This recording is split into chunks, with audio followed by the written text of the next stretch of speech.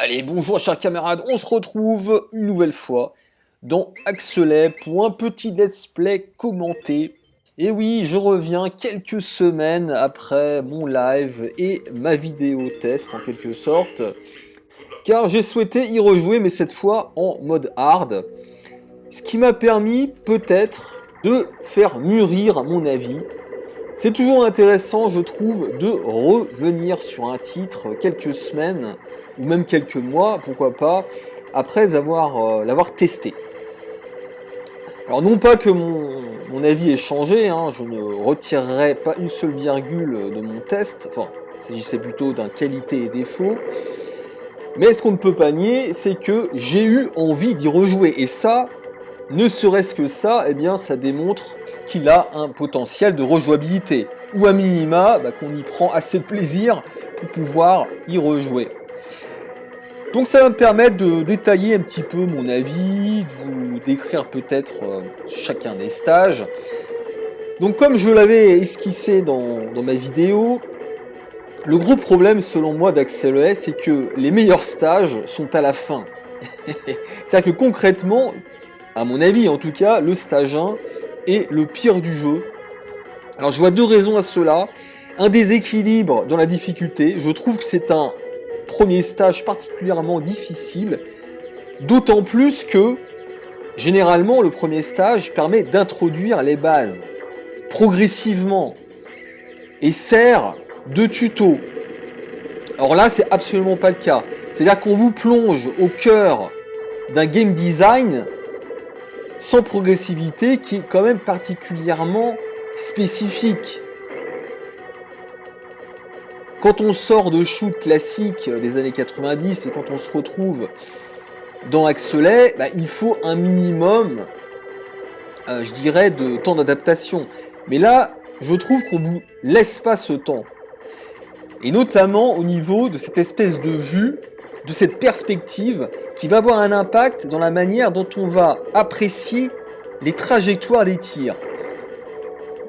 Plus clairement, en fait, les trajectoires dans cette vue verticale sont courbes. Comme si en fait elles suivaient la courbure de la planète. Et ça, je peux vous dire que les premières parties, vous allez rager. En tout cas, ça a été mon cas. Dites-moi si je suis le seul dans ce cas-là. Deuxième point, cette espèce de tendance que va avoir le vaisseau à se recentrer automatiquement. Comme s'il y avait une sorte de gravité qui allait le pousser vers le centre.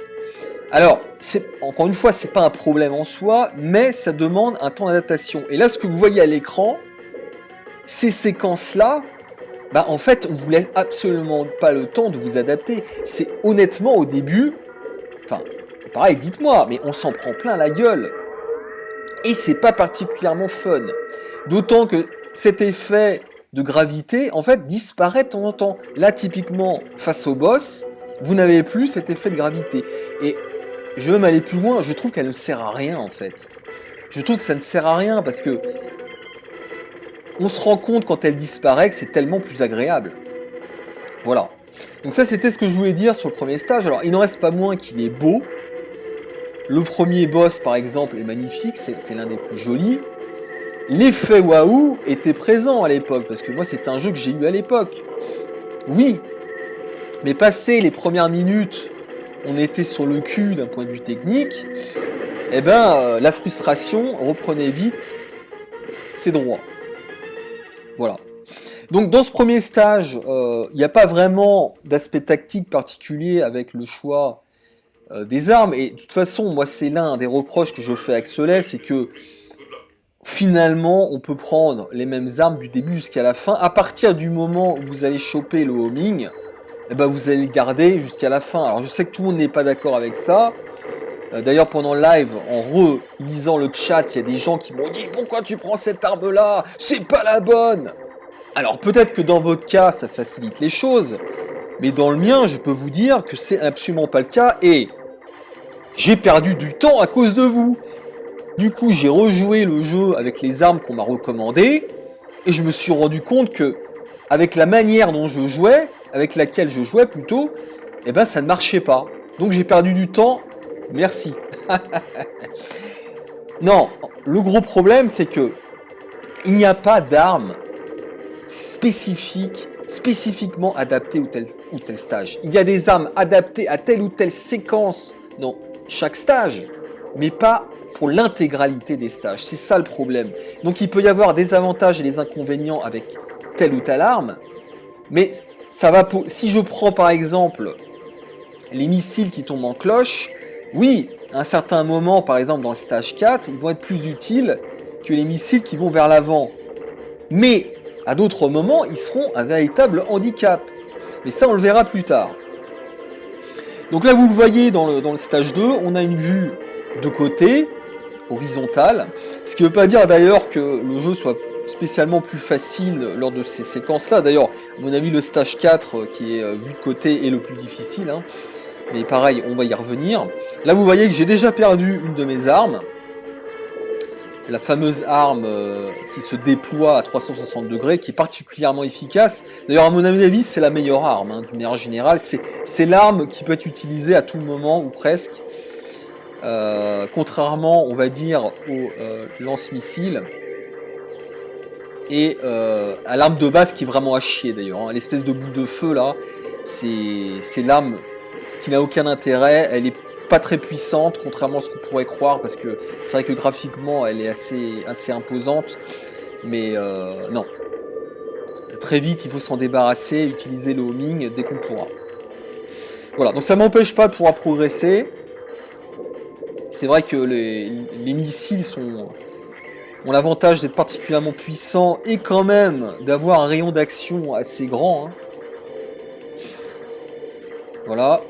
Donc là, je me demande si je vais pas encore me faire avoir, là. Voilà, j'ai pas spécialement bien joué. De toute façon, vous verrez, hein. J'ai réussi à le 1cc en hard, donc ça c'est bien, je suis content, mais sinon, la partie s'est pas spécialement bien passée. D'ailleurs, vous allez m'entendre rager plusieurs fois. Mais c'est pas très grave.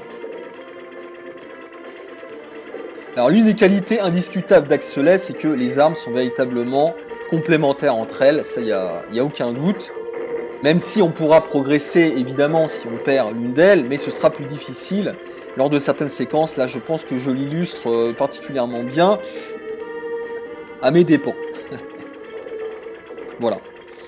Donc là, on se retrouve avec le boss du stage 2, un boss particulièrement marquant à l'époque, puisqu'il s'inspire du fameux robot tiré de Robocop, le ED-209. C'est par ailleurs un boss assez intéressant à combattre. Là, il se trouve que je vais l'aborder dans de mauvaises conditions parce que j'ai perdu le tir multidirectionnel, qui est particulièrement utile, notamment quand on passe derrière lui. Et surtout, peut-être encore pire, le lance-missile. Et les missiles qui sont, là, dans ce cas-là, particulièrement efficaces parce qu'ils sont puissants. Là, je me retrouve avec la pire arme du jeu, mais c'est pas grave, on va quand même s'en sortir. D'autant qu'il n'est pas spécialement dur, ce boss. Voilà. Ce qu'on peut lui reprocher, à la limite, c'est d'être un petit peu long à la détente. C'est-à-dire qu'on a une scène d'introduction qui est quand même très longue. On sent que les développeurs sont fiers de leur bébé. Voilà, ils ont dû passer énormément de temps à réaliser ce boss. Mais on leur en veut pas, parce que c'est vrai que c'est un tour de force technique, ça y a aucun doute là-dessus. Alors, voilà. Donc là, on va juste passer derrière. Non, je vais trop passer vers l'avant. Alors on peut se débarrasser de cette espèce de sa mitrailleuse là, mais il n'y a pas forcément d'intérêt en fait, parce que quand il vous tire vers le haut comme ça, finalement ça laisse à découvert, donc ça n'a aucun intérêt finalement de se débarrasser de sa mitrailleuse. Voilà. Donc on va comme ça passer vers l'avant, vers l'arrière. Il y a pas grand chose à dire. Effectivement, là du coup, comme j'ai perdu le tir multidirectionnel, bah, je peux plus tirer, vous voyez, vers l'arrière comme ça. Ça m'aurait permis de gagner beaucoup de temps. Là, j'ai eu de la chance parce qu'il m'a pas tellement tiré dessus. Il peut être assez dangereux, vous voyez, quand il va tirer ses salves de boulettes. Là, il n'en a pas tiré beaucoup. Parce qu'en hard, ça peut devenir assez difficile de les esquiver. Voilà. Donc là, pour le moment, j'ai pas perdu de vie. J'en ai gagné une supplémentaire, ça m'en fait 4. Mais bon, malheureusement, vous allez voir qu'au cours du jeu, je vais en perdre vraiment bêtement. Et c'est ça qui m'a énervé, en fait. Parce que le jeu n'est pas facile en hard, ça c'est normal, donc j'ai pas à me plaindre. Par contre, quand on perd de la manière dont j'ai perdu, avec laquelle j'ai perdu plutôt, c'est assez agaçant. Voilà, donc là vous voyez que je vais prendre le homing et je vais tout simplement le garder jusqu'à la fin. Et honnêtement, je pense que désormais, sachant le terminer en 1cc en hard, je suis légitime pour affirmer que cette arme-là est efficace du début jusqu'à la fin. Et la même chose d'ailleurs pour le missile. Mais bon, c'est un autre sujet. Alors là, vous voyez, je vais perdre une vie de la manière la plus conne possible, tout simplement parce que j'ai pas choisi la bonne arme. Là, il faut prendre le missile. Mais bon, c'est pas très grave, au final, j'ai quand même réussi à le finir, mais c'est typiquement le genre d'erreur qui vous rend fou quand on y joue. Alors le stage 3, je l'aime beaucoup. En fait, c'est le stage 1 tel qu'il aurait dû être, c'est-à-dire qui met en valeur cette espèce de technologie du rouleau de PQ, que j'appelle ça comme ça, excusez-moi. Mais là, c'est très agréable, je trouve. Je trouve qu'on arrive beaucoup mieux à apprécier les distances, les obstacles. Alors, ce qui n'est pas le cas dans le premier stage, là c'est le cas. Malheureusement, en termes de son rythme est un petit peu pépère. On passe de nombreuses secondes à rien faire. Voilà. Et il n'est pas spécialement difficile en fait, à l'exception du boss. Le boss n'est pas évident. Et peut-être aussi du mid-boss qu'on va voir ici, qui est un petit peu, au début, qui est un petit peu troublant. Mais en fait, il suffit de l'esquiver au bon moment. De le feinter en fait, c'est un boss qu'il faut feinter. Donc là voilà, vous allez rester un petit peu vers le haut, donc du coup il va croire que vous allez rester vers le haut.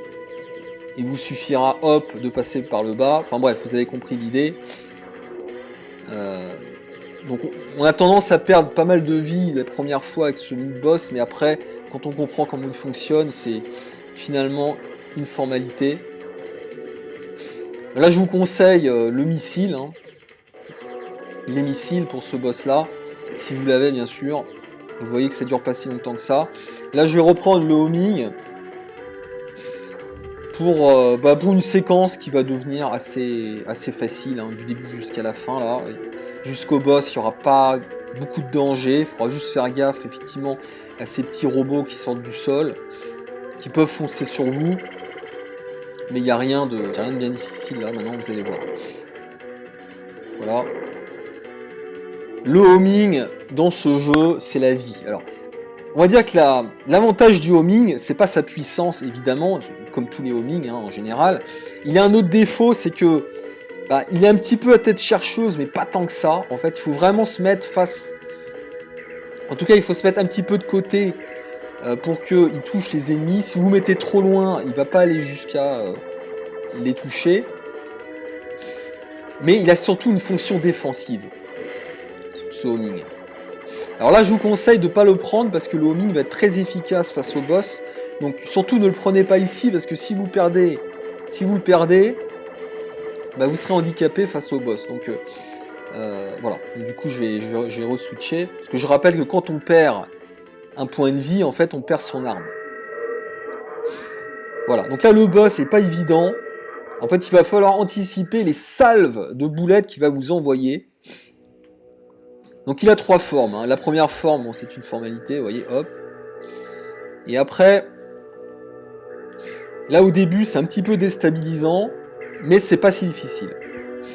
Donc je vais me placer à droite, ensuite je vais me décaler à gauche, je vais repasser à droite, vous voyez. Donc il va falloir faire ça en fait, passer de droite à gauche, de gauche à droite, et passer entre les trous, si j'ose dire.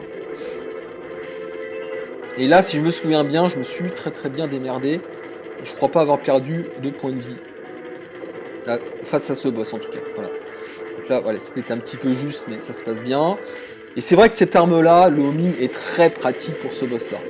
Et notamment pour la dernière séquence, la dernière phase, où on a limite rien à faire en fait. On a juste à éviter les rayons laser. Mais le homing va à la fois se débarrasser des missiles que va vous lancer le boss et atteindre sa cible. Voilà, donc là il y a juste un petit passage qui peut être un petit peu compliqué quand il faut se faufiler entre les rayon laser, mais vous voyez que... Voilà. Ça, c'est vraiment... Dès lors que vous avez le homing, je dirais que ce boss-là n'est pas trop dur. Alors maintenant, on aborde le stage 4, qui est pas... C'est tout simplement... Enfin, je sais pas, non, c'est pas le plus dur, parce que le dernier stage est quand même plus dur, mais c'est clairement l'avant-dernier en termes de difficulté. Enfin, le deuxième en termes de difficulté, plutôt. Alors là c'est là où beaucoup de gens n'étaient pas d'accord avec le choix de mes armes, mais j'ai beau avoir joué, rejoué au jeu, je n'en démords pas, pour moi c'est l'armement le plus safe, voilà. Donc je vais commencer avec le homing, à quelques exceptions près là pour me débarrasser de ces espèces de piquants. Le homing, c'est vrai, n'est pas puissant, mais il vous protégera de nombreuses reprises face à des salves d'ennemis, notamment les petits insectes. Donc là, il faut faire très attention, il faut se faufiler entre ces espèces d'ennemis là qui sortent de leur carapace, une espèce de langue là, hop, une espèce de tub si vous préférez. Voilà. Donc là ensuite, je vais prendre le lance-missile vers l'avant. Et là, j'insiste, pour moi, il est très important de prendre celui-là et pas celui qui est tombant, parce que sinon, certes, il y a des passages où ça va être utile, mais il y en a d'autres, ça va être un enfer. Là, au moins, vous allez pouvoir faire le ménage, et notamment face à ces espèces de chenilles qui sont particulièrement puissantes. Si vous n'avez pas cette arme-là, c'est très compliqué, je trouve. Là, au moins, vous pourrez tirer vers l'avant, les cibler très facilement, et je m'en suis plutôt bien sorti, vous allez voir. Donc là, je vais re-switcher, je vais prendre le homing. Voilà, ça va déclencher les espèces de tirs piquants là, mais c'est pas grave. Là, malheureusement, bon, j'ai mal géré, mais c'est pas très grave. C'est pas très grave parce que l'arme multidirectionnelle reste pratique. Là, vous voyez que j'ai gagné une vie. Hop. Là, il n'y a pas grand chose à dire à part qu'il faut se faufiler entre les tirs, voilà. Donc surtout, ne restez pas toujours au même endroit, il faut toujours être mobile. Il faut toujours être mobile pour éviter en fait que les salves de tir ne vous ciblent trop longtemps au même endroit. Voilà. Là ensuite, un passage pas évident. Pour moi, là, typiquement, si on n'a pas cette arme-là, c'est un véritable cauchemar. Donc je comprends pas ceux qui me conseillent d'autres armes. Pour moi, j'ai tout expérimenté. Pour moi, celle-là, c'est la meilleure pour ce passage-là. Généralement, ça se passe très bien si on l'a encore ici. Voilà. Là, il n'y a pas trop de soucis, en fait, à partir de ce moment-là. Alors, est-ce que c'est à dire que tout va bien se passer? Je crois que je vais perdre une vie, il me semble. Mais c'est vraiment par inattention plus que par mauvais choix. Il me semble que je perds une vie ici, si je ne dis pas de conneries, mais je sais plus comment. Quoique non. Non, je crois que ça s'est bien passé. Finalement, c'est face au boss que j'ai perdu des vies. Peut-être une vie, je sais pas, mais pas dans le stage. Donc, honnêtement, j'étais très content de moi. Parce qu'on peut facilement perdre une, voire deux vies dans le stage 4, qu'on soit bon ou non. Hein. C'est juste qu'à un moment donné, par inadvertance, on peut se faire surprendre. Voilà, tout simplement. Il faut être sur ses gardes du début jusqu'à la fin. Et parfois, parfois on fatigue, tout simplement. Alors le boss, qui est pas évident. C'est franchement un boss pas facile du tout. Parce qu'il va vous demander de gérer pas mal de paramètres en fait. Alors ça commence par un éboulement. Bon là il n'y a pas grand chose à faire à part éviter. Alors, sauf, très important, mettez-vous tout en bas. Hein. Parce qu'évidemment plus vous mettez en bas et plus vous aurez le temps d'apprécier les trajectoires des rochers et des esquiver. Donc ça c'est très important. Et n'hésitez pas non plus à tirer pour faire ralentir le scrolling. Voilà, donc le boss, l'idéal, c'est de lui balancer des missiles. Le problème, c'est qu'on peut pas toujours le faire, vu qu'il y a des insectes qui vous agressent de tous les côtés. Voilà, cette espèce de petites mouches, là. Donc elles sont dangereuses, les mouches, parce qu'en fait, si vous les touchez, vous perdez une vie. Donc c'est ça le danger, en fait. Et vous allez voir que c'est comme ça que je vais perdre la vie, d'ailleurs. Voilà, donc il va falloir alterner entre tir multidirectionnel et puis missile. Voilà, c'est ce que je vais faire. Mais j'ai été un petit peu trop gourmand, il me semble. Voilà, et ensuite après il vous lance des tirs laser en plus. Donc c'est vraiment pas facile. Au moins les tirs laser ne vous font pas perdre de vie, hein. Elles vont simplement vous faire perdre des points de vie. Donc finalement il faut prioriser, je dirais, les insectes versus les tirs laser. Voilà, et là je me suis pris un insecte. Mais c'est pas très grave, j'étais quand même content de moi parce que globalement j'avais pas perdu de vie avant. Voilà, bon, là vous voyez, hop. Donc je m'en suis bien sorti. Je dirais que, nonobstant la vie que j'ai perdue bêtement dans le stage 3, jusqu'à présent, là, ça s'est bien passé, globalement. Là, par contre, j'ai un peu plus merdé. Et vraiment, pareil, par inadvertance, parce que avec la sélection d'armes que j'ai faite, là, normalement, ce stage-là, bah, en fait, c'est pas le plus dur. Il est plus difficile que stage 4. Je suis pas loin de penser qu'il est même plus difficile que stage 1, mais on va dire, dès que vous avez le homing, enfin, j'exagère un petit peu quand même, parce qu'il y a des passages pas faciles. Mais bon, pour moi, le problème du stage 5, c'est surtout le boss, qui est pas facile. Sinon, pour le reste, honnêtement, quand on se concentre bien, il n'y a pas de souci. Mais bon, évidemment, il faut le connaître par cœur, hein, ça c'est une évidence. Alors déjà, c'est un magnifique stage, il faut le dire. C'est pour moi le plus beau stage, hein. Il est vraiment splendide. Même si je suis pas trop fan des phases verticales, là je dois admettre que ce stage est très réussi. Alors là j'ai perdu une vie, voilà, bêtement aussi. Vraiment bêtement, je ne perds jamais de vie face à ces ennemis-là, mais voilà, j'étais pas concentré. Des choses qui arrivent. Du coup, alors, l'avantage d'Axelet, c'est quand on perd une vie, en revanche, eh ben, on n'est pas pénalisé, parce qu'il n'y a pas de power-up dans Axelet, donc on n'a pas le sentiment d'être lésé quand on perd une vie. Finalement, on repart à zéro. C'est au moins ça l'avantage. Là, vous faites très attention à ces espèces de dragons. Alors, vous pouvez soit utiliser les missiles, mais le problème, c'est que quand on switch d'une arme à une autre, bah, on peut être vulnérable. C'est pour ça qu'à la limite, là, je préfère conserver le homing, même s'il est moins puissant. Il suffit, voilà, d'anticiper leur arrivée et de virer, on va dire, vers la gauche ou la droite pour éviter qu'ils vous foncent dessus. Voilà. Donc là, il y en a un qui va apparaître, vous voyez, hop. Là, c'est un peu juste. Et je crois que je vais encore perdre une vie ici, voilà. Donc je vais perdre 2 vies dans ce foutu stage. C'était particulièrement énervant parce que ça m'arrive assez rarement finalement. Quoique, attendez, est-ce que j'ai perdu... Non, ça va être face au boss que j'ai perdu des vies en fait. Quoique, non, je crois que c'est là. Je crois que j'en perds une là. Ou alors je perds des points de vie. Voilà, non, c'est là. En fait, là, quand on n'a pas le homing, c'est vrai que ça peut être très... J'ai pété un câble là. Là j'ai pété un câble. Parce que c'est un endroit où je perds jamais de vie en fait. Donc c'est particulièrement rageant. Ah, c'est des barres de m'entendre gueuler là. Voilà. Allez, le boss qui est pas facile. Parce que très aléatoire en fait. Les patterns sont absolument pas fixes. Mais c'est aussi ce qui les rend intéressants. De manière générale, parmi les forces d'Axelet, les qualités d'Axelet, bah, il y a les boss. Les boss sont vraiment excellents dans Axelet. On a hâte de les combattre, et ça c'est rare, finalement. Les combats de boss sont un moment vraiment charnière et intéressant du jeu. Voilà. Donc là, je sais pas, mais je crois que je perds encore une vie, ou alors... Non, peut-être que je perds pas de vie, là. Mais je vais me faire toucher plusieurs fois.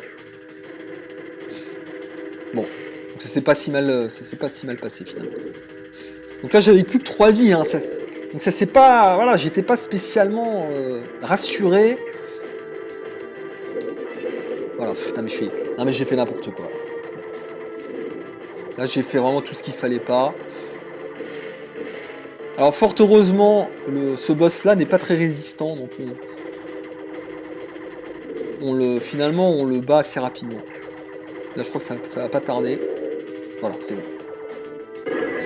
Et, fort heureusement également, on chope 2 vies en le tuant. Donc, ça permet d'aborder le dernier stage dans de meilleures conditions. Donc là, ça me faisait 5 vies, si je dis pas de conneries, je vois pas très bien l'écran. C'était un peu short, en fait. C'était un peu short. Idéalement, j'aime bien aborder le dernier stage avec 6 vies pour être tranquille, parce qu'on en perd quand même pas mal à un moment donné.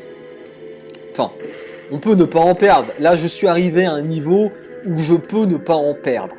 Ça m'est arrivé. Oui. Mais c'est rare, ça a dû m'arriver 1 ou 2 fois. Quoi qu'en hard, non, je suis même pas sûr. Je crois que c'est en normal, je crois, où ça m'est arrivé de pas perdre des vies, mais je crois en hard, non, j'en ai toujours perdu au moins une. Enfin bref. Donc là vous voyez que j'ai pris toujours la même arme, le homing, le lance-missile horizontal. Et je suis désolé, ça s'est pas si mal passé que ça au final. Quand j'ai perdu des vies, c'était vraiment sur des conneries, mais c'était pas sur des fautes de stratégie ou de choix d'armes. Hein, donc non, je confirme mon choix. N'en déplaise à certains. Voilà, donc là, il n'y a que dire, à part qu'il faut au maximum, en fait, coller le vaisseau vers la droite. Voilà, et puis voilà, esquiver les salves d'ennemis. Bon, je n'ai pas vraiment de conseils à donner, quoi, c'est... Voilà, vous pouvez peut-être casser les ouvertures, là, ça permet de limiter le nombre d'ennemis qui vont popper. Voilà, est-ce que là, je crois que non, là, je vais pas perdre une vie, mais je vais perdre mon homing, je crois. Non, je vais pas perdre le homing, je vais perdre le missile, le lance-missile. Donc ça va me poser problème. Et c'est à cause de ça, d'ailleurs, que je vais perdre une vie par la suite. C'est ça le problème, en fait. Quand on perd une arme, on perd pas juste un point de vie, on perd une capacité... et une arme spécialement adaptée à une phase en particulier, et du coup, en général, vous perdez une vie.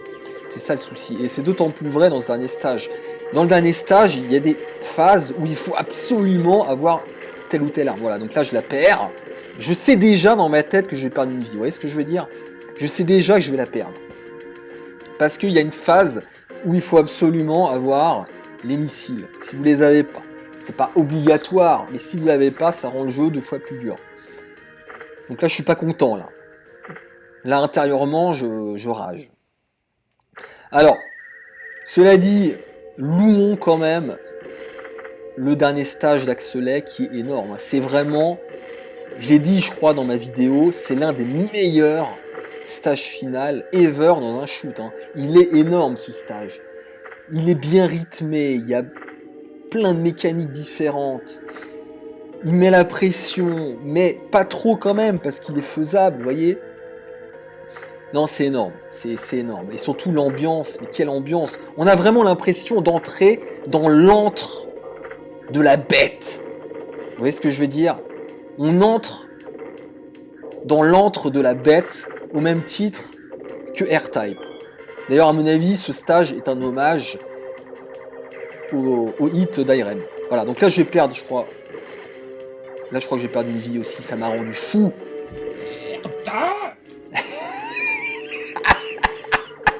Ça m'a rendu fou. Je perds jamais de vie non plus là. Alors là, c'est la séquence qui est chaude. Une des séquences les plus chaudes du stage 6, et j'en suis bien sorti, vous voyez. Et là, ça, c'est grâce au homing. Si on n'a pas le homing, les mecs, oui, c'est faisable, mais je trouve ça bien plus difficile encore. Là, il suffit, en fait, de bien se coller tout à gauche et de faire travailler le homing, voilà, tout simplement. Bon. Alors, là, je sais plus ce que je fais ensuite. Est-ce que je sais plus très bien si je m'en sors ou pas. Là, peut-être, ouais, j'ai peut-être perdu une vie aussi, là. Parce que j'ai oublié que les ennemis tiraient vers l'avant, en fait, là. Je sais pas pourquoi, j'ai oublié ce tir-là, en fait. Je sais pas pourquoi. Donc là, ça, j'étais mal barré parce que j'ai pas la bonne arme ici. Là. Vous voyez ce que je veux dire? Sans le homing, là, c'est la merde. Donc j'ai perdu le homing Du coup, bah, je me fais toucher. Et ça me fait péter un câble. Parce que c'est bête, en fait. C'est des erreurs un petit peu bêtes, là. Bon. Voilà. Là, je veux bien m'en sortir. Là, j'étais content parce que... ça démarrait assez mal. Il faut absolument, en fait, se débarrasser des deux ennemis qui sont en haut et en bas à droite. Vous voyez là, ceux-là, là. Il faut absolument les prioriser. Donc là, je me débarrasse de celui du bas. Malheureusement, j'ai pas eu le temps de me débarrasser de celui du haut. Pourquoi? Parce que là, la gravité s'est enclenchée. Donc il y a une sorte de gravité qui va vous tirer, qui va vous pousser soit en haut, soit en bas. Donc il faut jauger, il faut bien rester au milieu. C'est pas facile. Et honnêtement, je me suis très bien démerdé là. Très très bien démerdé. Je me lance des fleurs, mais voilà, j'étais content. Voilà. Mais malheureusement, je perds une vie. Là aussi, bêtement. En fait, quand la gravité s'est annulée, bah ça m'a poussé vers le bas et je me suis pris vaisseau. Là, juste, mais j'en suis bien sorti. Il faut absolument le missile vers... Vous voyez, là, si vous n'avez pas le missile vers l'avant, dites-moi comment vous faites, les mecs. Comment vous faites sans le tir du missile vers l'avant? Voilà. Là, pareil. Là, malheureusement, j'ai mal anticipé. Il faut être un petit peu plus vers l'avant. Bon, bref, c'est pas très grave. J'ai perdu une arme, mais ça passait quand même. Là, je crois que je vais perdre toutes mes armes. Là. J'ai fait de la merde, pareil. Bon. Parce que j'avais plus le homing. Et sa mère.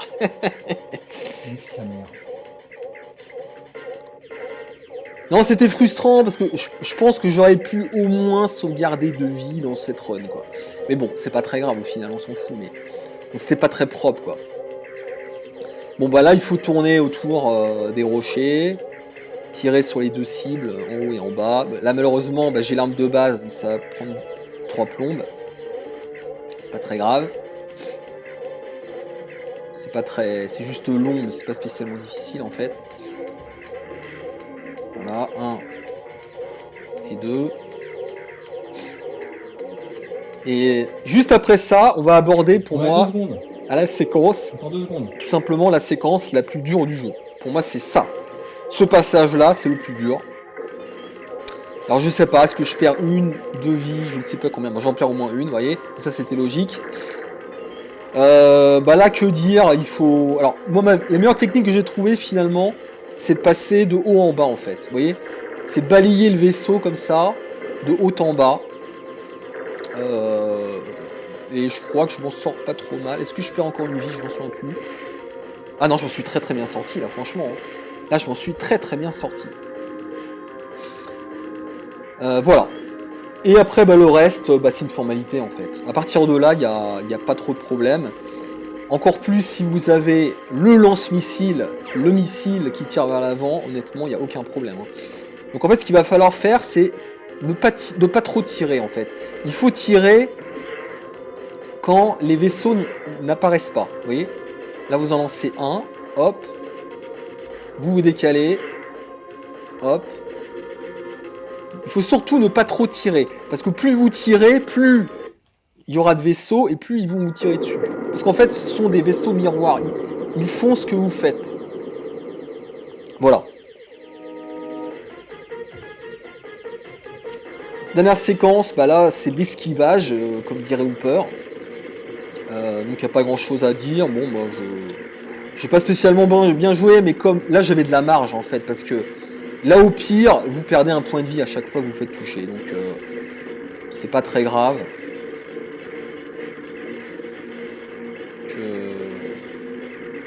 Voilà. Là, vous voyez qu'en hard, il y a beaucoup plus de boulettes qu'en normal. Donc, il faut trouver, en fait, les trous. Il faut passer dans les trous, vous voyez, au bon moment. Mais là, j'étais soulagé. Donc, à la limite, je m'en foutais de perdre une vie, vous voyez ce que je veux dire. Bon. C'est moins propre, évidemment, mais... Voilà les amis, bon, c'était une petite run commentée que j'avais envie de faire pour revenir sur Axelet, donc un jeu qui, quoi que j'en dise, est très plaisant quand même. C'est vrai que la barrière à l'entrée d'Axelet est un petit peu grande, le jeu est un peu frustrant les premières parties, mais après, on y prend du plaisir, c'est ça le plus important. Le dernier stage, je le répète, est énorme, le stage 5 est excellent aussi. Je dirais que les 3 derniers stages, ne serait-ce que pour même les 4 derniers stages, il faut faire Axelet. Malheureusement, le premier, je trouvais, est un petit peu chiant. Le deuxième, non plus, n'est pas passionnant. Et puis l'ambiance est extraordinaire, servie par une musique d'exception, mais ça, je l'ai déjà dit, et vous le saviez déjà. Allez, à bientôt les amis, pour d'autres vidéos.